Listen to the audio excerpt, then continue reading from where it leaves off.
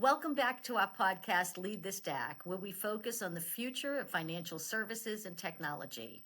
My name is Hebard Duduch, and I will be your host for today's episode. In this episode, I sit down with Josef Pilger, a global retirement leader who has advised boards, providers, and policymakers in more than 30 countries, and most recently served as EY's global retirement and pension leader. Josef is also the author of the newly released book, The Quadrillion Dollar Bridge, which unpacks how human behavior and system design can intersect to help close the global retirement funding gap. In our session today, Josef and I will explore three themes shaping the retirement industry. Our first theme will focus on the convergence of pension, retirement, and wealth management. Our second theme will explore the modernization of industry infrastructure.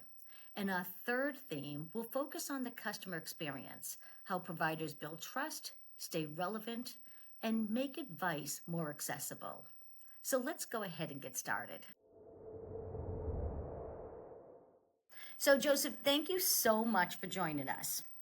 Josef, you've led at the operational level, you've advised globally, and now added thought leadership with the Quadrillion Dollar Bridge. So, great title. And for those of you who are wondering, because I was, a quadrillion is a 1 followed by 15 zeros, which really underscores the score of the challenge. So, Josef, before we dive into our three key topics, can you tell us a little bit more about your career journey and what inspired you to write this book? It's a great question and a great honor to be here and with you and your listeners. I think I started in the retirement space when I was younger, many years ago in Germany. By that time, I had the pleasure to already spend some time in business and corporate strategy and sales and distribution. And so building new retirement solutions was at that time fun and really something new. And really being embracing to do this. What I've seen since is that essentially the retirement ecosystem can be boiled down into about 100 levers. Think about like a DJ. Remember those good old times in nightclubs with a DJ, and the essentially dashboard that you can move levers around. That's in essence what retirement is. So I've learned very quickly that the 100 or so levers, it's comparatively easy to drive and define the best solutions for countries. What is hard is that it's a blend of politics, it's a blend of human behavior and decision making. And having spent so much time in this space, I was always wondering, why are so many systems struggling with participation in general, struggling with take up of the right systems and solutions and products for them. In the 401k system, I think the country's done a tremendous job in accumulating gazillions of dollars, potentially using loose language here, but a lot of money. And yet we've been struggling to embrace what are the right and best products for our retirement phase. And that sort of draw me to the book to really find a little bit better and understand a little bit better how we make decisions as individuals. And this understanding of how will essentially then help to give better advice to organizations, to policymakers, to really shape the way we drive decisions. And I think you already given away part of the title of the book. It sort of has two components. One is a very large number, and I think we'll come back to that in a while, out of the sort of convergence of health and wealth, what I call happiness.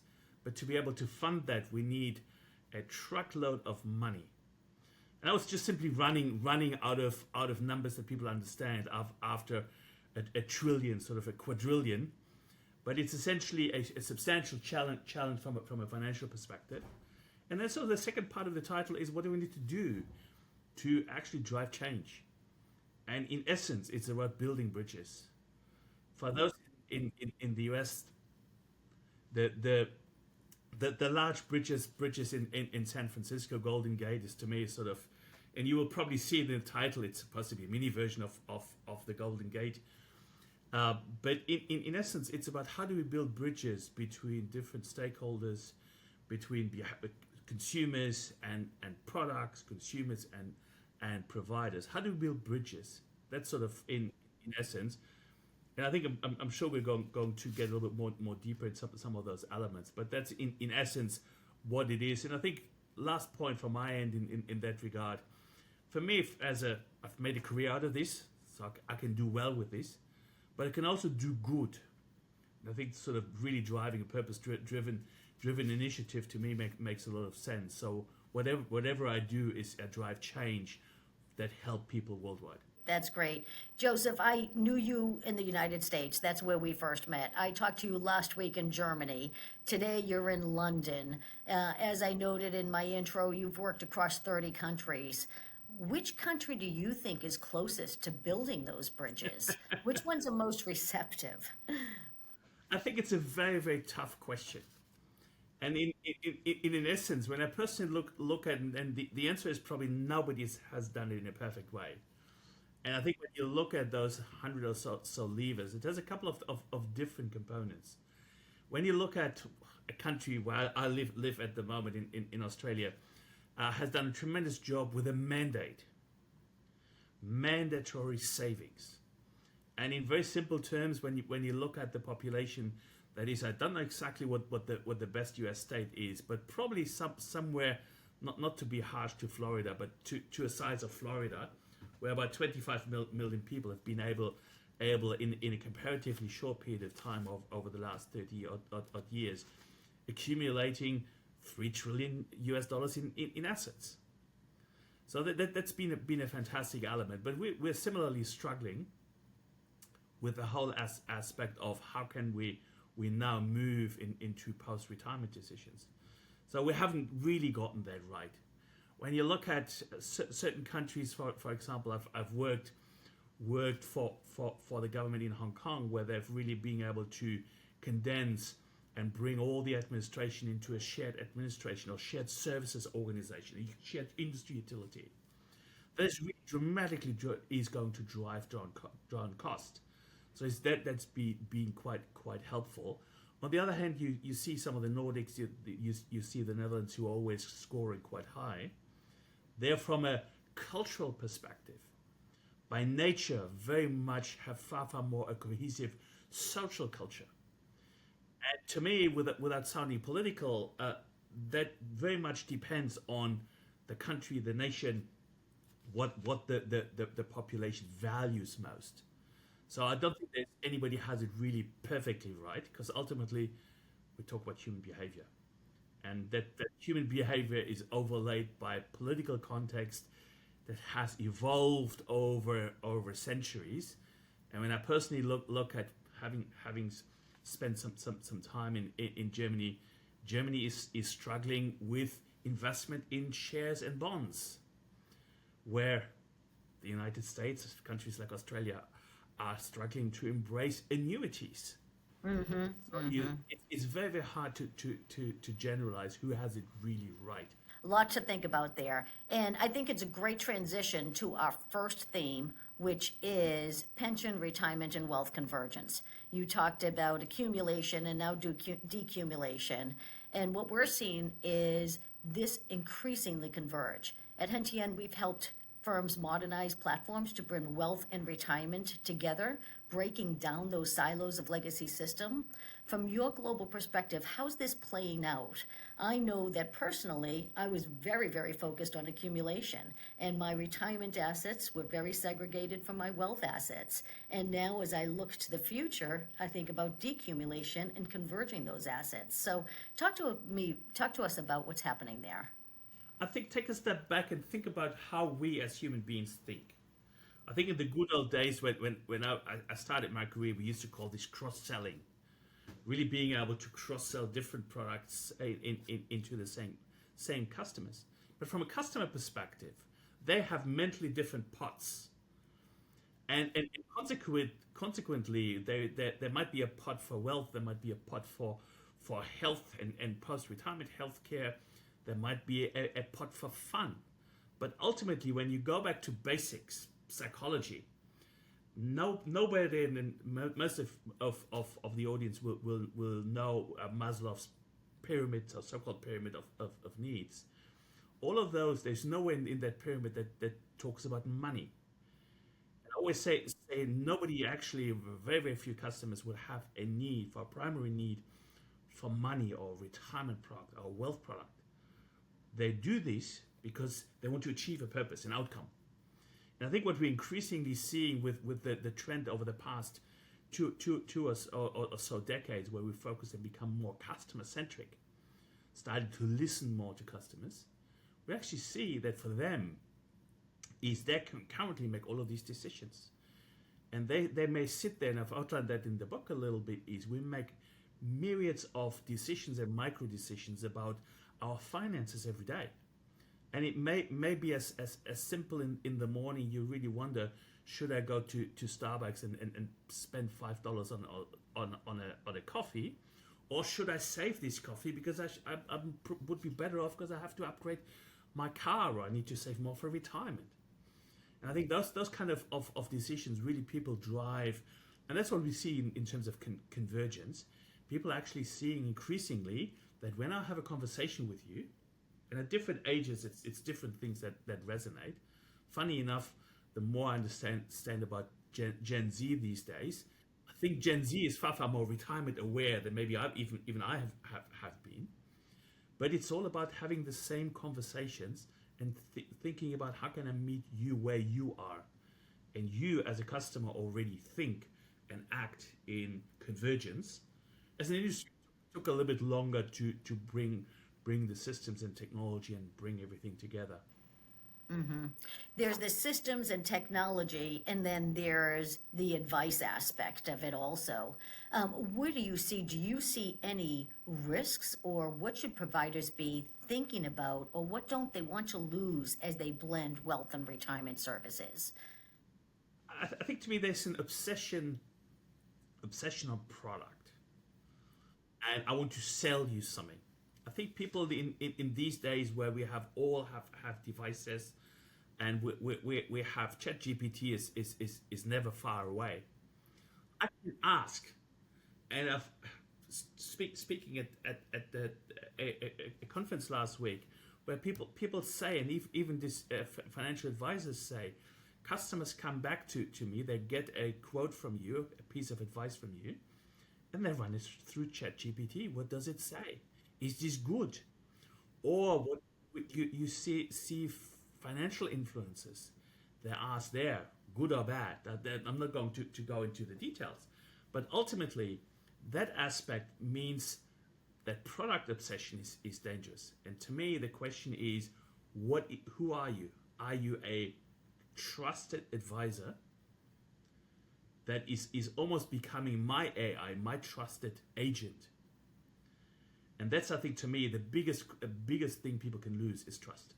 As we talk about convergence only works if the infrastructure underneath can keep it up. So this brings us to one of the industry's biggest challenges, and that is modernizing pension and retirement record keeping. We've got a lot of fintechs that are out there at this point, but we still have a number of the largest players that are using these underlying legacy platforms. And firms just can't rip them out. They can't rip out these old systems. They need them for data sources, reporting, or cost reasons. What we've done at Hentian is we've helped organizations by layering on new technologies that then digitize and streamline the data. Where do you see the most urgent need for modernization? I think, to me, the biggest part is probably on two fronts. One is modernization of perception and importance of administration. I remember I got into the retirement space many years ago, and one thing still resonates well. I can't comment on the company that this organization was referring back to, but the head of sales of these very large providers said, I can't guarantee investment performance over 30, 40, 50 years. I don't know. What I can guarantee, because it's in my control, is customer service. And customer service quality. And And I think that is in my humble view a very, very important point. But it starts with, and I see this in almost all countries around the world, is what is the strategic importance of record keeping? The word in itself to me is almost as exciting as accounting. It's the wrong word. Record keeping sounds like boring back office work. This is the backbone of my experience, because when you think about it, you start when you start a job at 20, and let's assume you stay for the rest of for your entire career with one employer for a second. What is your experience? If you pay attention, you see money flowing over, but you don't actually experience it.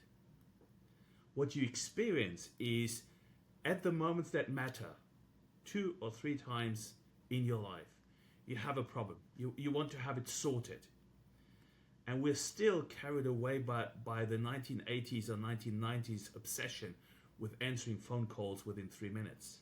And I think when you think about what's customer experience in the retirement space, we're selling a dream, we're selling a vision of someone is going to pay you at some point something that you don't even see, because it goes into your bank account and then you spend it with your credit card.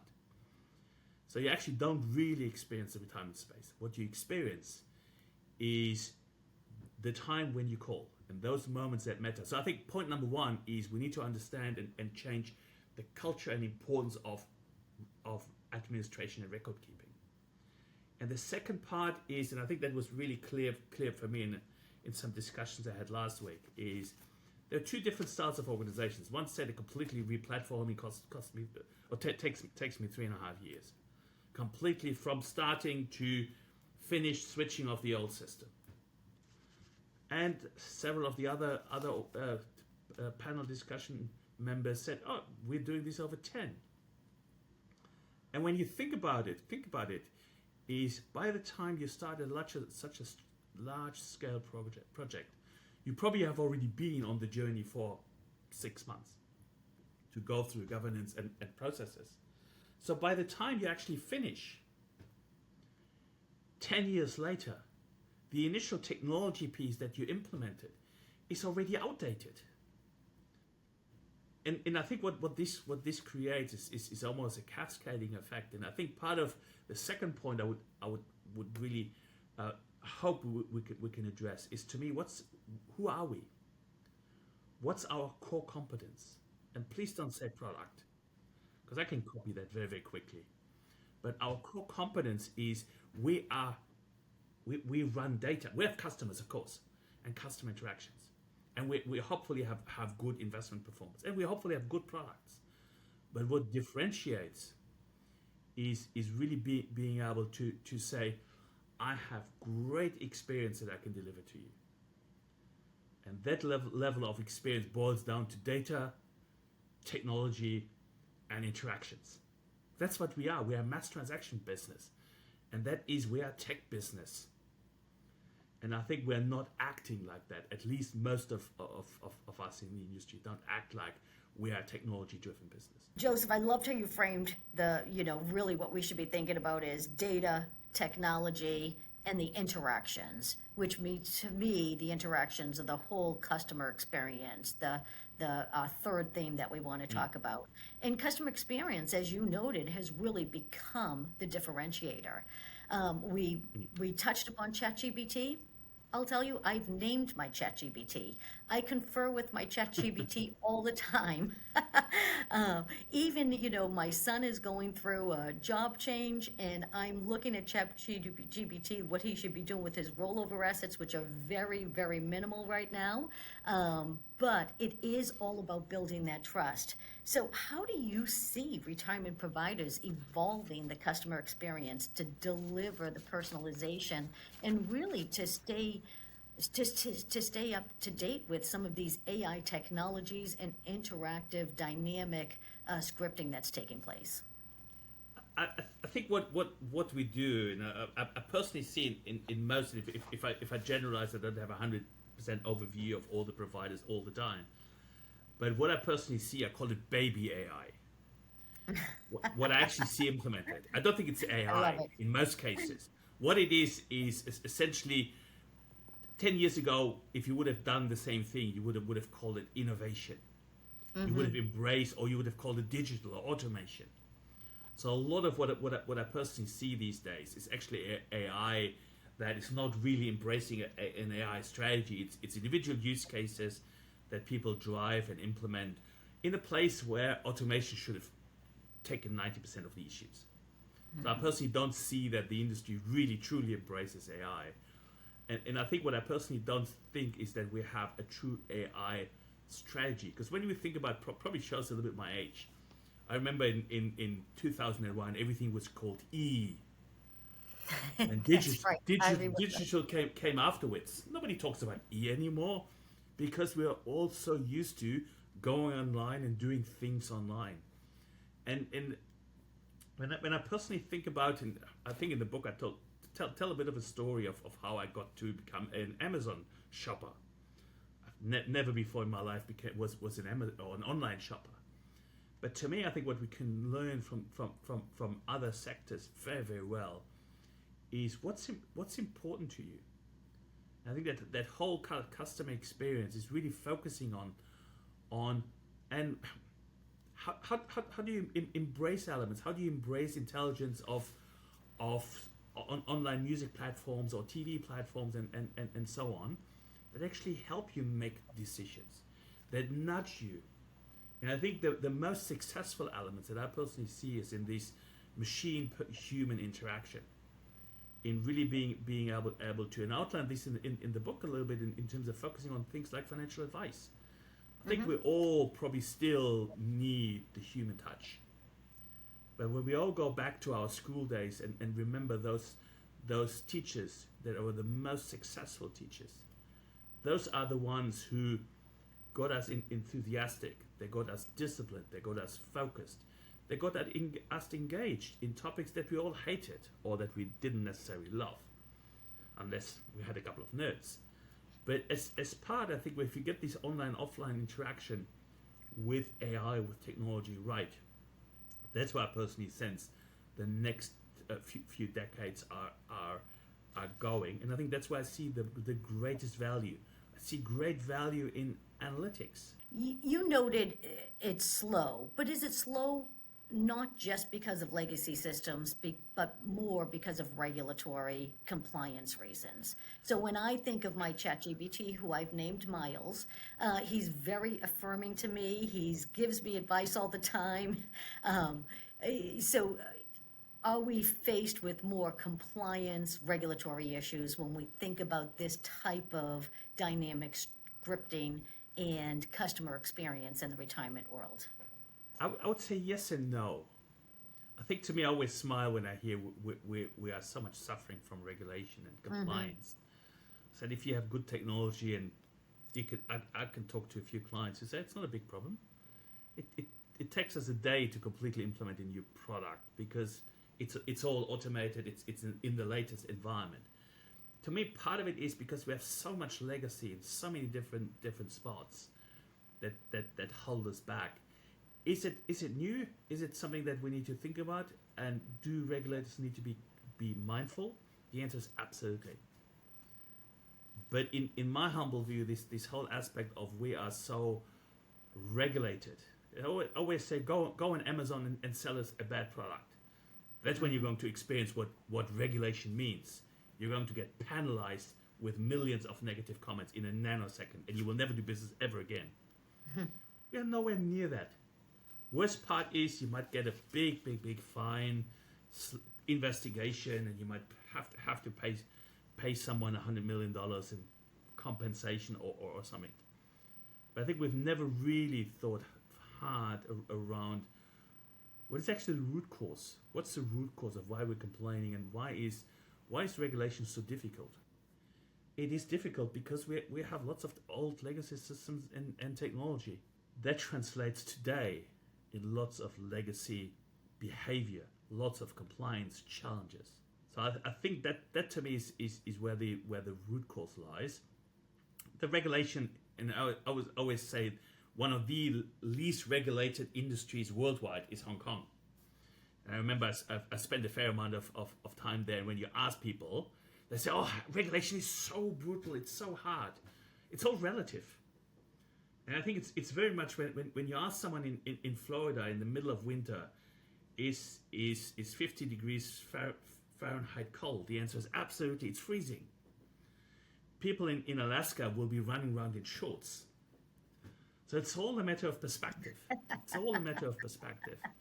And I personally think the particularly the 401k system, I wouldn't necessarily put into the highest regulation environment in the world. The That's countries are interesting. I substantially harsher. I've been working with one of the providers in Australia who's built 10 years ago started building an AI that runs investment portfolios. They can do it. They can do it. But we've supported them on 2 pilot studies. The biggest problem is think about somebody who's giving you a Ferrari and you don't even have roads. Forget about driving fast. You just don't have roads. No, you have a tool that's completely useless. And some of the organization, it took them 18 months to even build the right data lakes, culture around this, to actually be able to then talk about using AI. But it is interesting. We talk about, transitioning to cloud and digitization, and it's really not just about tech. It's really about changing the culture. It's changing governance. It's changing decision making. It's changing how you approach workflow. So I think we so often put this into kind of a tech bucket where there's a lot more that surrounds it. Josef, no surprise, you've shared great insights across convergence, infrastructure, and the customer experience. Now I'm going to ask you to wrap it all up and look forward. So here's your chance. You've got a magic wand. You've got one piece of advice that you can give to retirement providers and policymakers. What would you say, or what would you advise to help close or bring together that bridge? What's your one piece of advice to advisors and providers? I would probably cite my grandfather's advice he gave to me. I can't remember when. But when you think about what's retirement, in principle, it's pretty simple. And I think that is something that unfortunately goes against most political behaviors. It goes against most human behaviors. Because we all love to procrastinate and move things along. But that essentially gets you into trouble. And I think to me that one piece of advice for both is make tough decisions at the right time. And when I reflect that back into practical reality, is countries like Australia, like the US, have made some of those good decisions early. 401k was the best accident in the world, and it's the biggest accident in the world, but it's very successful. And with all things, it's not perfect, but it helps navigate millions of Americans away from old age poverty. But on the other hand, you see this at the moment, particularly in continental Europe. These people still have kicked the can further down the road, and it will hurt. It will really hurt. And I think that's to me an element. You see the tough decisions, if you don't make them in time, unfortunately, longevity is ruthless, and that train leaves the station. And at some point, you need to be able to set the path correctly, and that path requires at some point that you need to cut benefits. You need to put lots of people under pressure, reduce their benefits, or increase their mandatory contributions, and that hurts. And the sooner you do this, the least pain you have. So I think that's to me my piece of advice. It doesn't go back to me, it goes back to my grandfather. It was a great piece of life advice that he gave me. You're right. It's a great piece of advice for not only our retirement policymakers and providers, but it's also great personal advice, making tough decisions at the right time. Josef, thank you so much. I really appreciate the time you've given us today. You've shared great insights. You always have some terrific stories. Thank you so much for sharing your time with us today. It's been my absolute pleasure.